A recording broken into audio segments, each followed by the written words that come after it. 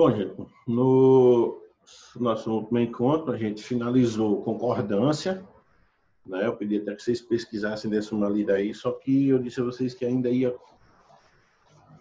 tratar de um último ponto de concordância, que foi sobre concordância ideológica. É um ponto rápido, tá bom? Não é tão complicado, tá certo?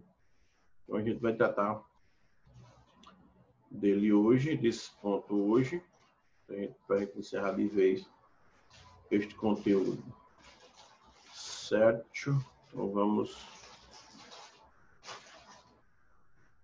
vamos a ele. Só organizar aqui a área de trabalho aqui.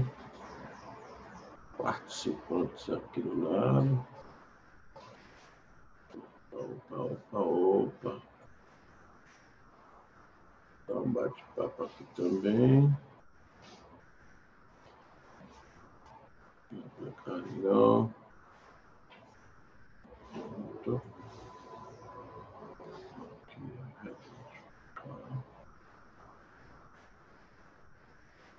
Pronto, galera. Então vamos lá. Ó. No último encontro nós falamos de concordância. Falamos sobre concordância verbal e concordância nominal. Eu acho até que eu esqueci de deixar a atividade no AVA para vocês, mas vou deixar hoje. Assim que terminar aqui eu posto.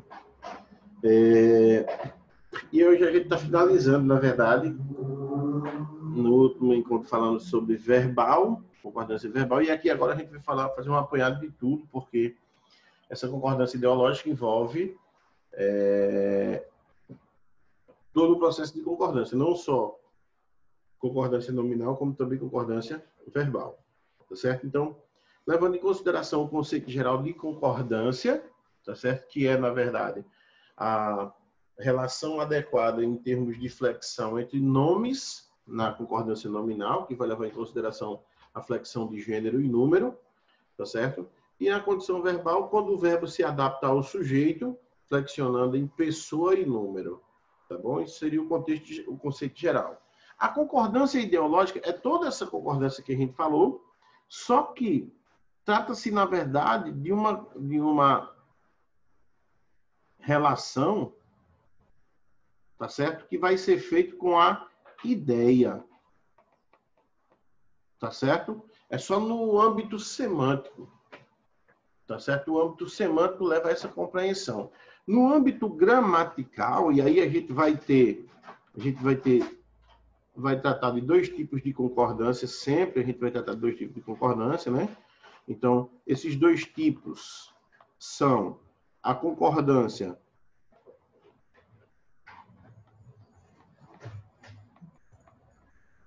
gramatical, tá certo? E a concordância ideológica. Ok? Qual é a diferença entre as duas? A concordância gramatical é aquela que segue os parâmetros básicos da gramática. Ou seja, o nome está no masculino e no plural, os outros nomes vão ficar no masculino e no plural. O sujeito está no singular e na terceira pessoa, o verbo vai estar no singular e na terceira pessoa. Isso é concordância gramatical. A concordância ideológica, a gente vai encontrar nome no feminino e adjetivo no masculino, tá certo? Então, um no feminino, outro no masculino, e ideologicamente isso faz sentido. Por isso chamamos de concordância ideológica. Em outras situações, na condição verbal, a gente vai encontrar o sujeito na terceira pessoa do singular, o verbo na terceira pessoa do plural, por exemplo, e essa concordância gramatical não faz sentido nenhum, mas ideológica faz todo sentido. Então, é assim que vai se processar. Então, ela consiste gramaticalmente numa inadequação. Do ponto de vista gramatical, trata-se de uma inadequação. Porém, do ponto de vista ideológico, faz todo o sentido possível, tá? Por exemplo, vamos lá. Consiste em adaptar o vocábulo determinante, não a forma... Ó, presta atenção no que eu disse, ó. Não a forma do vocábulo determinado, mas ao seu sentido. Então, gramaticalmente, ela não faz sentido. É isso que está querendo dizer. Há, na verdade, uma inadequação gramatical. Porém, a ideia Faz todo sentido. Como é que a gente entende isso? Por exemplo, nós temos aqui, ó, o povo vendo o seu candidato aplaudiram. Então, nós temos vendo o seu candidato, que é um termo intercalado, a gente vai deixá-lo fora da discussão, né? E o povo aplaudiram, por exemplo. Nós temos o povo como sujeito, tá? O povo como sujeito, ok? O povo como sujeito. Vê o núcleo do sujeito, povo, tá certo? Ó, substantivo singular. Substantivo singular. Representado pela terceira pessoa do singular. Ele. Tá certo? Ele, terceira pessoa do singular. Então, normalmente, gramaticalmente falando, a forma verbal aqui, ela deveria estar de acordo com esse sujeito. Deveria estar flexionada na terceira pessoa do singular. Porém, nós temos aplaudiram, que é, na verdade, refere-se a eles ou a elas. Terceira pessoa do plural. Então, estes dois termos aqui, ó, a ligação entre eles é uma ligação que não bate. A única relação é a ideia de terceira pessoa. Porém, um é do singular e a outra é do plural. Não faz sentido nenhum do ponto de vista gramatical. Ok? Partindo para a condição ideológica, ou seja, para a ideia, então a gente vai entender o povo como sendo quem? As pessoas. Então, as pessoas são elas. Tá certo? Terceira pessoa do plural. Isso no campo ideológico. No campo ideológico, elas aplaudiram.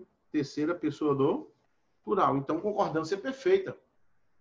Tá certo? Então, vê que no campo ideológico, no campo da ideia, por isso está aqui, ó, as três bolinhas, tá bom? E a nuvenzinha aqui, justamente para mostrar que a ideia, que é o pensamento, é o que permeia as entrelinhas daquele discurso ali. Então, o povo é a mesma coisa que as pessoas são elas, então elas aplaudiram. Então, não se assustem se vocês encontrarem uma construção assim, ó. O povo aplaudiram. Não se assustem. E está perfeitamente correto, porque a concordância trata-se de uma concordância ideológica. É óbvio que, numa produção de texto do Enem, por exemplo, você deve evitar essa construção. Tá? Porque, da mesma forma que os professores podem considerar correto, né, levando em consideração que você tenha conhecimento sobre o conteúdo, sobre concordância ideológica, eles podem encarar, achar que você não sabe que eles vão identificar que trata-se de uma concordância ideológica, mas vão dizer, não, ele não pensou nessa concordância ideológica, vamos cortar. Então, os professores estão lá para isso. E quando não, aqueles que nem sabem o que é uma concordância ideológica e já corta de cara. O povo aplaudiram, está errado, absurdo. Corta de cara, porque leva em consideração a concordância gramatical e não a ideológica. Então, evitem, deixa eu só colocar um acentozinho aqui ideológico. Evitem, por exemplo, o uso dessa concordância ideológica numa produção de texto do Enem. Ah, professor, mas evita por quê? Porque é errado? Não, não é errado. É correto, é até formal, mas é aquela história. Você sempre tem que pensar no seu interlocutor numa produção de texto. E sempre quem vai ler o teu texto, que mensagem vai chegar até ele. Então, pode ser que chegue deturpada aí, pode ser que chegue de uma maneira que o professor vai corrigir, não administre bem. E a gente sabe que existem professores e professores nessas correções de provas do Enem, tá certo? A gente sabe disso. N resultados aí, hino do Palmeiras, hino do Flamengo, hino do Palmeiras, receita de miojo, já saíram em redações que pontuaram com 600, 700 pontos. Tá bom? Então, absurdos desses acontecem. Então, é melhor você evitar, tá bom? Essa concordância ideológica, ela é chamada de silepse também, tá? Concordância ideológica ou silepse, tá? Essa silepse, ela vai sofrer uma flexão, né? Existe, na verdade, uma classificação, melhor dizendo, não flexão, mas classificação. Tá bom? Nessa classificação nós vamos ter, ó, silepse de gênero, número e de pessoa. Então, a gente já vai ver aqui que a relação de concordância verbal e nominal. De pessoa está relacionada à concordância verbal, de gênero e nome, concordância nominal. Então, vamos lá. Silepse de gênero. O que é isso, por exemplo? Então, a silepse a gente vai encarar como uma inadequação gramatical, tá certo? Então, vamos chamar de inadequação gramatical de gênero, ok? Uma inadequação gramatical de gênero, porém, uma concordância ideológica perfeita quanto ao gênero, por exemplo, ok? Então, vamos lá. A concordância não é com a forma, estrutura da palavra, tá certo? Do pronome de tratamento, por exemplo, que é o mais comum, feminino, mas com o gênero da pessoa a quem o pronome se refere. Então, vê bem, é o que está por trás desse pronome, por exemplo. É a pessoa, o ser ao qual o pronome está relacionado. Então, quando ele diz, Vossa Excelência mostrou-se generoso, Vossa Excelência está no feminino e generoso está no masculino. Tá bom? Só que Vossa Excelência é uma unidade de tratamento uniforme. Tá? Ó, uniforme, ou seja, você vai usar tanto para o masculino quanto para o feminino. Tá certo? Inclusive, ele chama de uniformidade de tratamento. Tá certo? É o termo dado a esses pronomes de tratamento, tá bom? Então, dessa forma, o que isso revela semanticamente? Revela, na verdade, que Vossa Excelência, através dessa classificação de masculino aqui, ó, masculino singular, revela, na verdade, que quem está falando aqui, ó, de quem a gente está falando, na verdade, trata-se de uma pessoa do gênero e do sexo masculino. Tá certo? Então, o gênero do pronome em si é feminino. Tá?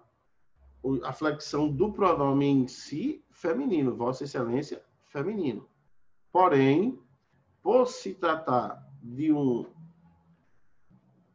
uniformidade de tratamento, esse pronome, mesmo no feminino, ele pode mencionar, pode referir-se a alguém do sexo e do gênero masculino, ok? Pode naturalmente, tá certo? Então, quem vai definir se é do sexo masculino ou do gênero masculino, a pessoa a quem se refere o pronome, é o contexto no qual esse termo está inserido. Então, esse contexto mostrou que trata-se de um homem através do caracterizador generoso, elemento que caracteriza justamente a pessoa a quem se refere esse pronome de tratamento. Tá certo? Então, dessa forma, nós temos uma inadequação de gênero, porque nós temos um feminino e um masculino. Então, essa ligação aqui, ela não é adequada, tá certo? Então, há o que chamamos de silepse de gênero aí, tá certo? Uma inadequação de gênero. Ideologicamente faz sentido porque Vossa Excelência pode ser utilizado tanto para o masculino quanto para o feminino, e aí mata a charada, tá certo? Outro exemplo, ó. A expressão agente, ela é uma expressão feminina, tá bom? Mas o adjetivo pode flexionar-se no masculino. Todos nós, eu e vocês, principalmente as meninas aí que estão assistindo essa aula, por exemplo, quando vai utilizar essa construção do agente, por exemplo, embora seja uma construção informal, tá certo? A gente utiliza da mesma forma, na mesma construção. Então, a gente acaba desacreditando em si próprio, por exemplo. E aí as meninas podem dizer, a gente acaba se acreditando em si própria, naturalmente. Pode dizer isso? Claro que sim, tá bom? Mas, neste caso, nós temos, ó, agente, que é uma construção feminina, próprio, que é uma construção masculina. E, mais uma vez, como na questão anterior, generoso identificou o gênero e o sexo do termo a qual se refere o pronome, então, o agente que ele supostamente substitui o nós, pronome de primeira pessoa do plural, tá certo? Supostamente aqui está relacionado excepcionalmente a uma fala de um homem, por exemplo, porque próprio está no masculino. Próprio é contexto. É contexto que interfere diretamente no discurso ideológico, lógico, porque vai demonstrar, através desse próprio, que quem fala, na verdade, é um homem, tá certo? Nesse discurso. Então, nós temos aí uma inadequação de gênero, tá certo? Inadequação gramatical, vale lembrar, tá certo? De gênero, mais uma concordância ideológica perfeita, tá bom? Outro exemplo claro aqui, ó, São Paulo é cheia de surpresas. São Paulo masculino, cheia. Feminino, por exemplo. Só que São Paulo aqui, a menção que é feita é cidade. Ela é cheia de surpresas, tá certo? Então, observem isso, que a concordância ideológica está aqui justamente para isso, tá bom? Há aqui uma silepse de gênero, ou seja, uma inadequação gramatical de gênero, mais uma concordância ideológica perfeita, tá bom? Partindo agora para a silepse de pessoa. Então, de pessoa a gente vai ver construção verbal, tá certo? Pois não? Como é que a gente sabe que a gente vai usar uma silepse, por exemplo? Repete aí, eu não ouvi direito, estava baixando. Quando é que a gente sabe? Quando é que a gente sabe que a gente vai usar esse tipo de silepse? Você sabe, aqui, quando isso gerar uma, digamos assim, uma inadequação gramatical, como eu tenho falado, ó. São Paulo masculino, cheia feminino. Isso e trata-se de uma inadequação. Isso, digamos assim, do ponto de vista da gramática, quando você estuda aquelas regras de relação entre as palavras, isso é condenável. Tá certo? Assim como aqui antes, ó. Vossa Excelência, generoso, feminino e masculino. Então, a gramática ela sempre bate como regra básica de construção o seguinte: se você começa um texto afirmando, você precisa terminar afirmando. Se você começa um texto negando, você precisa terminar negando. Se você começa no plural, você precisa terminar no plural. Ou seja, tem que se ter sempre uma lógica, tá certo? Mas, quando não se tem uma lógica do ponto de vista gramatical, a gente precisa buscar uma lógica em algum lugar. É o que acontece aqui nessas silepses. A gente está buscando na ideia, ok? Nessa construção aqui, talvez fique mais claro para você, Lívia, nessa silepse de pessoa. Que a gente vai ver aqui o absurdo que é, por exemplo, essa construção, e faz sentido, tá? Mas faz sentido por alguma razão. Então, essas silepses, essas concordâncias ideológicas, são assim chamadas justamente por uma questão de ideologia, tá certo? De pensamento. Não tem nada a ver com a questão gramatical, porque ela fere o discurso gramatical, ok? Então, a gente vai identificar essas concordâncias justamente quando houver essa inadequação. Quando houver um erro de concordância, você precisa analisar direito que palavra está estabelecendo a relação com a outra, por exemplo, para você ver se o sentido do sujeito, por exemplo, ele não é igual àquela flexão do verbo. Como, por exemplo, aqui, ó. Aqui, por exemplo, se eu dissesse assim, os mineiros somos muito desconfiados. Nossa, os mineiros, terceira pessoa, eles, tá vendo, ó? Eles. Como é que é eles somos? Isso não faz sentido. Eles somos não faz sentido. O correto seria eles são. Tá? Aí você, poxa, peraí, opa, vou corrigir aqui.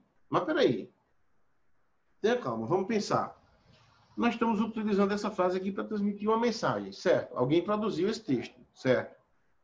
Os mineiros somos muito desconfiados. Opa, mas peraí. E se quem produziu esse texto aqui também for mineiro? Tá? Então, a compreensão ideológica é essa. E se quem produziu for mineiro? Ele se envolver no processo.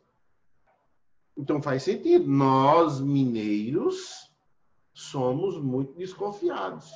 Então ele pode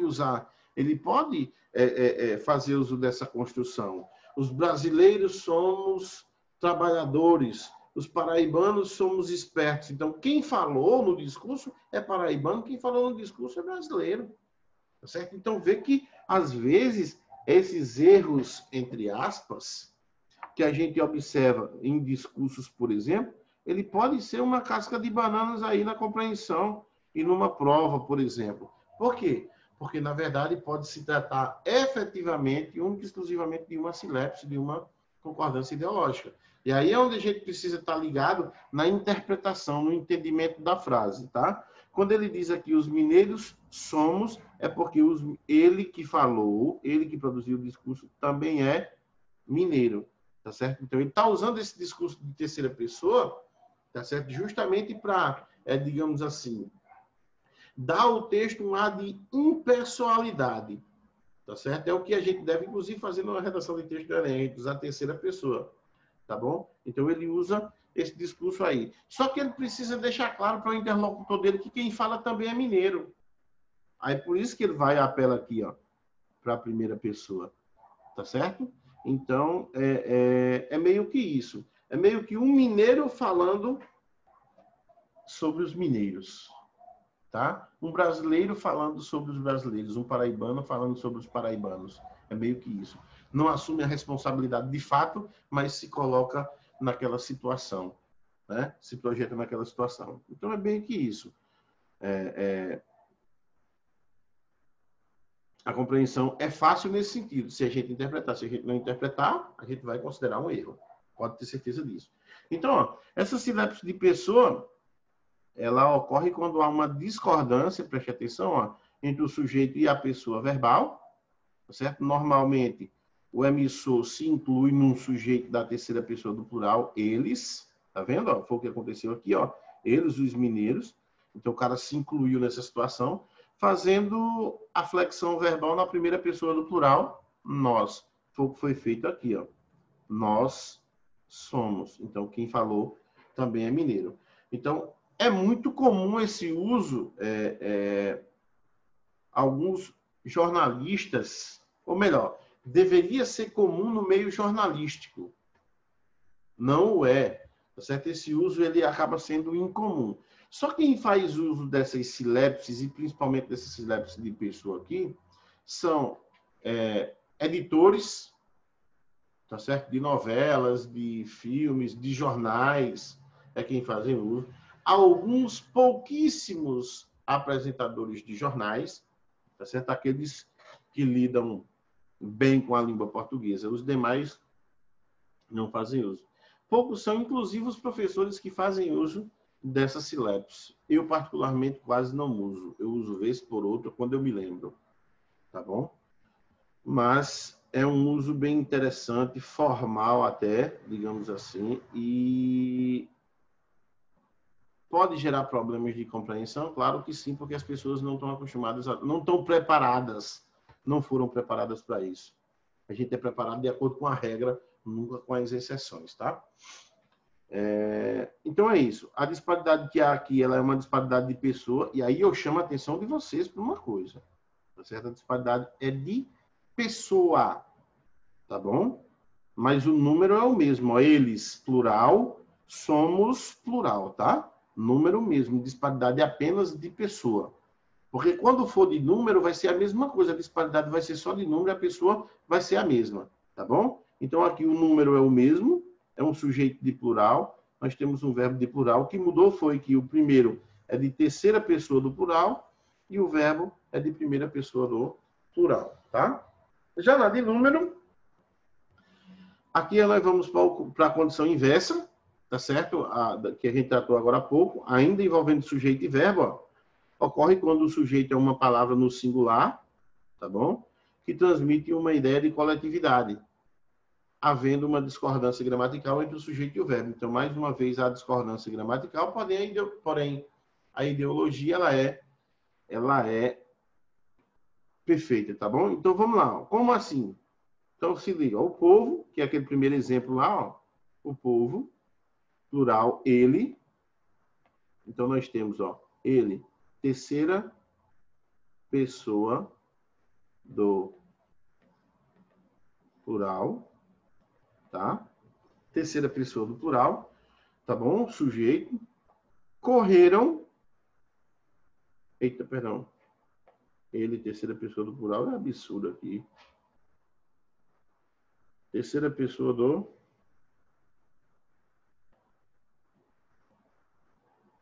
terceira pessoa do singular, ok? E correram, quem é que correram? Eles ou elas. Então, nós temos aqui, ó, terceira pessoa do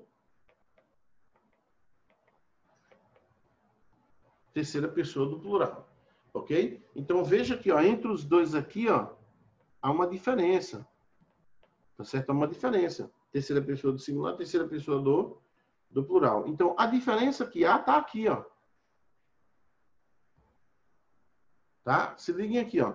A diferença que há tá aqui, ó. Tá no singular e no plural. Porque, ó, terceira pessoa igual a terceira pessoa. Tá vendo, ó?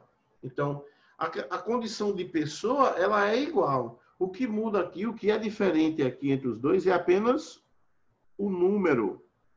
Como antes a sílabus era de pessoa, o que era diferente entre eles era só pessoa, aqui agora o que é diferente é apenas número. O sujeito é de terceira pessoa, o verbo também é de terceira pessoa, só que o sujeito é terceira pessoa do singular e o verbo terceira pessoa do plural. Então, é nisso que consiste a sílabus de número. A concordância ideológica que há aí, que torna essa frase uma frase perfeita para uso, é que o povo aqui, ó, é igual a pessoas. Quem são as pessoas? São elas. Então, sendo assim, elas correram. Nós temos para isso uma concordância que é, na verdade, uma concordância adequada até e ideológica, partindo desse princípio aí. Se a compreensão é essa, tá bom? Então, e deve ser essa sempre. Porque não se coloca o termo povo num texto se a gente não quiser com ele determinar pessoas, um grupo de pessoas, tá certo? Isso acontece muito com palavras que designam coletividade, tá certo? Então, essa concordância ideológica de número aí, ou essa sílabus de número aí, ela vai acontecer muito com sujeitos que apresentam palavras, como núcleo, palavras que designam coletividades. É muito comum que isso aconteça. Povo, população, os coletivos, substantivos coletivos, todos eles que foram utilizados aí, é normal que isso aconteça.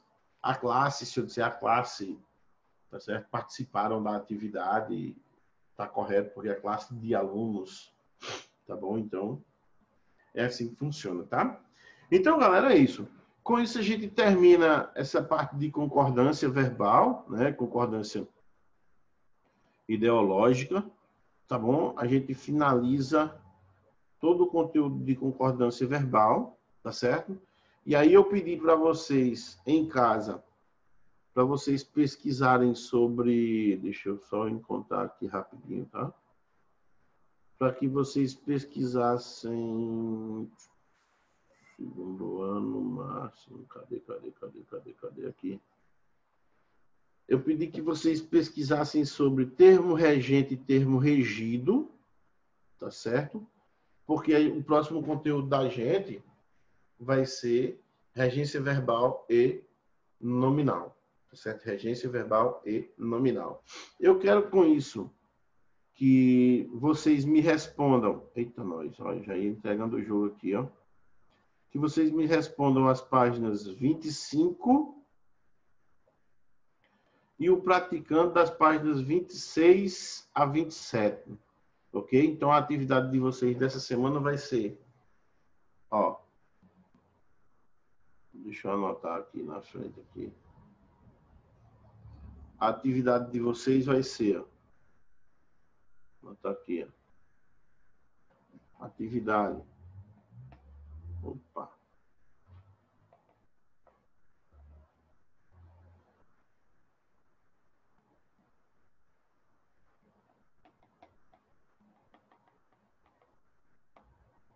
Atividade, ó. Responder.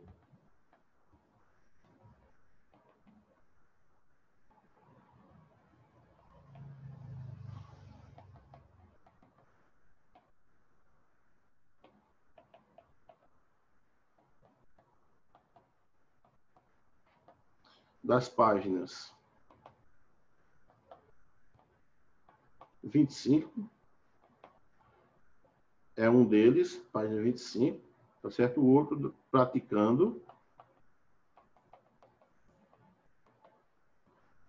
nas páginas 26 a 27, ok? Então, a atividade de vocês desta semana é essa. Além dos exercícios do AVA. Tá certo? Além dos exercícios do AVA. Ok, galera? Então, gente, a pesquisa eu vou deixar, a gente tem ali apenas 5 minutos, eu vou deixar a pesquisa para a gente discutir semana que vem, a questão de regência verbal e nominal. Dê uma olhada nessa parte introdutória aqui, tá certo? Eu vou já aproveitar o ensejo, a situação, e vou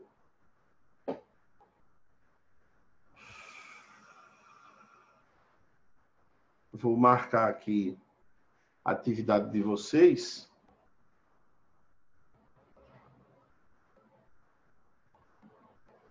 Para vocês se ligarem aí o prazo de... Vocês têm que responder esses exercícios. Primeiro ano não, peraí. Segundo ano.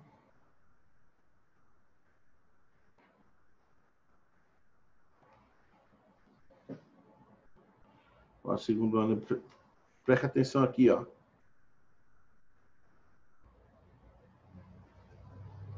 Livro 3, concordância nominal, ó. Essa atividade estava agendada do dia 10/8 até o dia 17/8. Foi realizada já? Espero que sim, viu, galera? Se liga aí, ó. Então, vou agendar aqui agora, ó. Concordância verbal de hoje, 31, até... Vamos lá. Setembro, dia 7. Então, vocês têm 7 dias para a realização desta atividade. Está agendada aí, tá certo? Quero chamar a atenção de vocês para isso aqui, ó.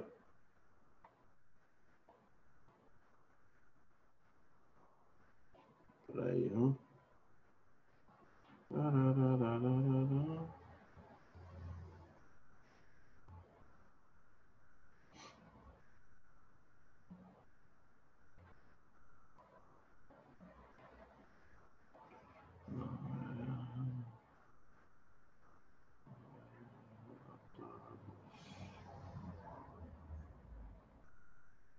turma,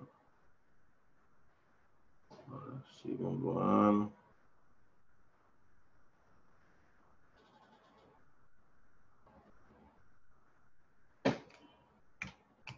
Falando nisso, eu vou digitar, botar as notas, colocar as notas de vocês hoje, já, no sistema.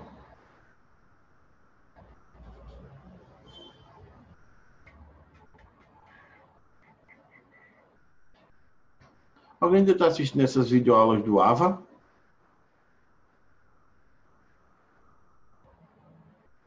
É, segundo ano? Eu só assisto às vezes. Só as da gente?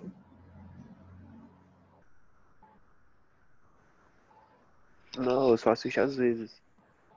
Ah, entendi. Ixi. Bom, não está querendo carregar, deixa para depois que eu diga a vocês o que acontece. Eu tenho notado ultimamente, né, eu fui tirar o relatório para avaliar as notas de vocês, tenho notado que não o desempenho tenha caído, mas a participação, tem atividade que ninguém não respondeu nada, que teve aluno que não respondeu nada da atividade, entendeu? Então, esses exercícios, gente, a gente está construindo a nota a partir deles, tá certo? A partir dos exercícios do AVA. Nesse bimestre, a gente vai dar liberdade para os professores pegarem de uma forma ou de outra aí os exercícios os exercícios manuscritos de vocês aí, todos os praticandos. Vocês vão arrumar uma estratégia, o professor vai arrumar uma estratégia para vocês mandarem para ele. Eu, particularmente, vou cobrar, quando a gente terminar regência, que a gente começa aquelas correções, eu vou cobrar de vocês, por exemplo, que vocês me mandem por e-mail a foto das páginas respondidas, tá certo? Assinada na margem superior de caneta esferográfica, você assina, tá bom? Tira a foto e vai me mandar por e-mail, por exemplo, para eu atribuir a nota do terceiro bimestre. Eu vou usar os exercícios do livro, tá certo? O AVA, tá certo? E as atividades que a gente fizer no controle acadêmico, tá bom? Então é isso. Eu encerro por aqui. Qualquer dúvida que vocês tiverem, me questionem. Lembrem de ler, por favor. Lembrem de ler sobre termo regente e termo regido, tá bom? Para a próxima aula. Fiquem com Deus. Se cuidem, tá certo? Se cuidem desse maldito vírus aí, tá bom? Que não é fácil. E até o nosso próximo encontro, tá bom, galera?